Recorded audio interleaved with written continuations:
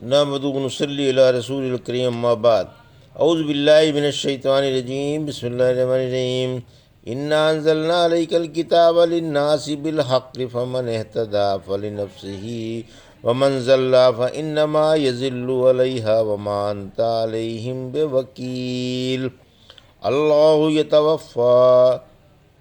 يتوفى الانفس حين موتها والتي لم تمت فی منامها فیمسک التی قضى علیها الموت ویرسل الاخرى الى اجل مسمى ان فی ذلک لآیات لقوم یتفکرون ام اتخذوا من دون اللہ شفعاء قل اولو كانوا لا يملكون شيئا ولا يعقلون قل للہ الشفاعۃ جمیعا لہ ملک السماوات والارض ثم الیہ ترجعون وإذا ذکر اللہ وحدہ اشمئزت قلوب الذین لا یؤمنون بالآخرۃ وإذا ذکر الذین من دونہ اذا هم یستبشرون۔ ابھی آپ نے سورہ زمر کی آیت 41 سے 45 کی تلاوت سماعت فرمائی۔ ان آیتوں کا ترجمہ اور تفسیر اس طرح ہے: انا انزلنا علیک الکتاب للناس بالحق فمن اهتدى فلنفسه ومن ضل فانما يضل علیہا وما انت علیہم وکیل۔ آیت 41: اللہ یتوفی الانفس حین موتها والتی لم تمت فی منامها فیمسک التی قضى علیہا الموت ویرسل الاخرى الی اجل مسمى ان فی ذلک لآیات لقوم یتفکرون۔ آیت 42: ترجمہ: ہم نے لوگوں کے لیے آپ پر ایک سچی کتاب اتاری، پھر جو راہ پر آ جائے گا اس کا فائدہ اسی کو پہنچے گا، اور جو گمراہ ہو جائے گا اس کا وبال اسی پر پڑے گا۔ آپ ان پر مسلط نہیں کیے گئے۔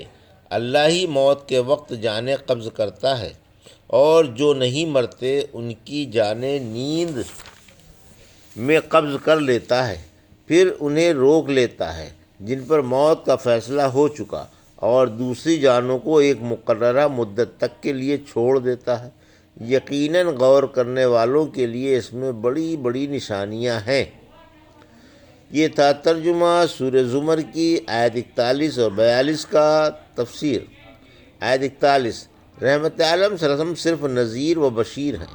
اے نبی صلی اللہ علیہ وسلم، ہم نے تمام انسانوں اور جنوں کو چوکنا کرنے کے لیے آپ پر سچا کلام اتارا، پھر ہدایت قبول کرنے والے ہی کو ہدایت کا فائدہ پہنچے گا، اور گمراہی کا وبال گمراہوں پر پڑے گا۔ اے نبی صلی اللہ علیہ وسلم، آپ لوگوں کو راہ پر لے آنے کے ذمہ دار نہیں ہیں، آپ کا کام تو بس اللہ کا پیغام پہنچا دینا ہے، خواہ کوئی ہدایت مانے یا نہ مانے۔ سورہ ہود کی آیت 12 میں فرمایا، آپ تو محض ڈرانے والے ہیں اور اللہ ہر چیز کا مختار ہے۔ سورہ رعد کی آیت 40 میں فرمایا، آپ پر تو تبلیغ فرض ہے اور حساب ہمارے ذمے ہے۔ آیت 42: کائنات میں حظ و منشا ہیر پھیر کرنے والا اللہ ہی ہے، یعنی اللہ ہی کائنات کے وجود میں حسب مرضی ہیر پھیر پر قادر ہے، اسے اختیار ہے جو چاہے کرے۔ اللہ ہی فرشتے بھیج کر روح قبض کر کے اسے جسم سے ہٹا لیتا ہے، اسی کو ہم موت کہتے ہیں۔ وہی لوگوں کو سلا کر چھوٹی موت دے دیتا ہے۔ سورہ انعام کی آیت 60-61 نے فرمایا، وہی تمہیں رات میں مار دیتا ہے اور تمہارے دن والے کام جانتا ہے، پھر وہ تمہیں دن میں اٹھا دیتا ہے تاکہ مقررہ مدت پوری ہو جائے، پھر اسی کے پاس لوٹ کر تمہیں آنا ہے، پھر وہ تمہیں تمہارے عملوں کی خبر دے گا۔ وہی اپنے بندوں پر قادر و غالب ہے، اور تم پر حفاظت کرنے والے فرشتے بھیج دیتا ہے۔ پھر جب تم میں سے کسی کی موت کا وقت آ جائے گا تو اسے ہمارے فرشتے مار دیں گے، اور وہ کمی نہیں کرتے، یعنی تمہیں مقررہ وقت پر ہی موت آئے گی، فرشتے وقت کو آگے پیچھے نہیں کر سکتے۔ اس آیت نے پہلے چھوٹی موت نیند بیان کی، پھر بڑی موت بیان کی، اور آیت باب میں پہلے موت پھر نیند بیان کی۔ معلوم ہوا کہ روحوں کا المرائل اعلیٰ میں اجتماع ہوتا ہے، جیسا کہ ابن مندہ والی مرفوع حدیث سے ثابت ہوتا ہے۔ سونے کا طریقہ اور دعا۔ رحمت عالم صلی اللہ علیہ وسلم نے فرمایا، جب کوئی سونے کا ارادہ کرے تو تہبند کے ایک پلو سے بستر کو جھاڑ دے، کیونکہ اسے معلوم نہیں کہ بستر پر کیا پڑا ہوا ہے۔ پھر بسم کا ربی وضعت جنبی وبکا ارفع ان امسکت نفسی فرحمہا و ان ارسلتہا فحفظہا بما تحفظ بہ عبادک الصالحین، یعنی اے میرے رب، میں تیرا نام لے کر بستر پر لیٹتا اور تیرے ہی نام کی برکت سے اس سے اٹھوں گا۔ اگر تو میری روح روک لے تو اس پر رحم فرما، اور اگر چھوڑ دے تو اس کی حفاظت فرما، جس سے تو اپنے نیک بندوں کی حفاظت فرماتا ہے۔ پڑھ کر سو جائے۔ ابن عباس فرماتے ہیں، مردوں کی روحیں روک لی جاتی ہیں اور زندوں کی واپس لوٹا دی جاتی ہیں اور غلطی کے امکان سے محفوظ رہتی ہیں، یعنی یہ ناممکن ہے کہ مرنے والے کی روح غلطی سے واپس کر دی جائے اور یا کسی زندہ کی روح غلطی سے واپس نہ کی جائے۔ اس میں بھی غور کرنے والوں کے لیے زندگی بعد الموت کی بے شمار دلیلیں ہیں۔ اب اتخذوا من دون اللہ شفعاء قل اولو کانوا لا یملکون شیئا ولا یعقلون، آیت 43۔ قل للہ الشفاعۃ جمیعا لہ ملک السماوات والارض ثم الیہ ترجعون، آیت 44۔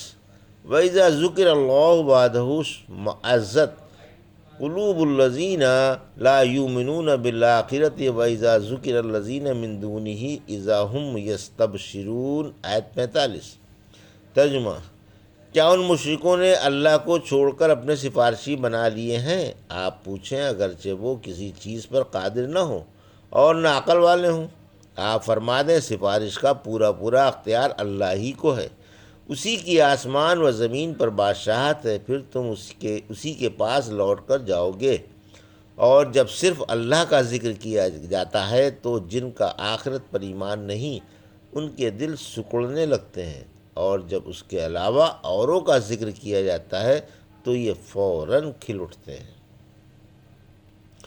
یہ تھا ترجمہ آیت 43 سے 45 کا۔ تفسیر آیت 43۔ سفارش کے لیے غیر اللہ کی عبادت۔ اس آیت میں مشرکوں کی برائی ہے کہ یہ اللہ کو چھوڑ کر غیروں کی اس لیے عبادت کرتے ہیں کہ وہ ان کی سفارش کر دیں گے اور اللہ کو ان سے راضی کرا دیں گے۔ نادانوں نے بلا کسی دلیل کے بتوں اور تھانوں کو معبود بنا لیا، حالانکہ انہیں کسی بات کا بھی اختیار نہیں ہے۔ اختیار تو رہا درکنار، یہ تو عقل و سمجھ سے بھی کورے ہیں کہ اپنے ماننے والوں کی باتیں سمجھ لیں۔ نہ ان کے کان ہیں نہ ان کی باتیں سن لیں، اور نہ ان کی آنکھیں ہیں کہ انہیں دیکھ ہی لیں، بلکہ محض جمادات و پتھر ہیں اور جانوروں سے بھی گئے گزرے ہیں۔ آیت 44۔ اللہ کی اجازت کے بغیر سفارش نہیں۔ اے پیارے نبی صلی اللہ علیہ وسلم، آپ ان نادانوں سے فرما دیں کہ اللہ کے دربار میں سفارش انہی کے لیے کارآمد ہوگی جن سے اللہ راضی ہوگا، اور اپنے کسی مقرب بندے کو ان کی سفارش کی اجازت دے گا۔ معلوم ہوا کہ اللہ کی اجازت کے بغیر کوئی لب نہیں ہلائے گا۔ جس سے اللہ راضی ہوگا اسی کو سفارش کی اجازت دے گا۔ اللہ مشرک سے کبھی راضی نہیں ہوگا۔ نتیجہ ظاہر ہے کہ مشرک کی سفارش کوئی بھی نہ کرے گا، بلکہ سب اس سے بیزار ہوں گے۔ غرض سفارش کا پورا پورا اختیار اللہ کو ہے۔ سورہ بقرہ کی آیت 255 نے فرمایا، اللہ سے اس کی اجازت کے بغیر کون سفارش کر سکتا ہے؟ پھر فرمایا، تمام کائنات میں اسی کا تصرف کار فرما ہے اور سب کو لوٹ کر اسی کے پاس جانا ہے۔ وہ ہر ایک کو پورے انصاف کے ساتھ عملوں کی جزا یا سزا دے گا۔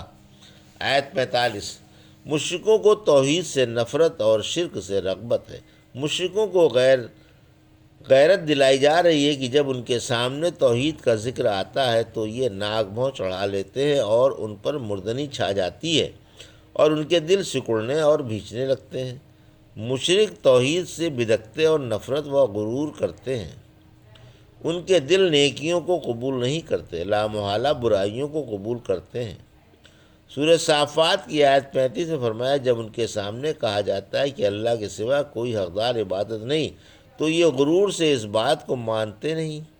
پھر فرمایا اور جب اللہ کے علاوہ دیوی دیوتاؤں کا ذکر آتا ہے تو یہ فوراً کھل جاتے ہیں اور اسے خوب غور سے سنتے ہیں۔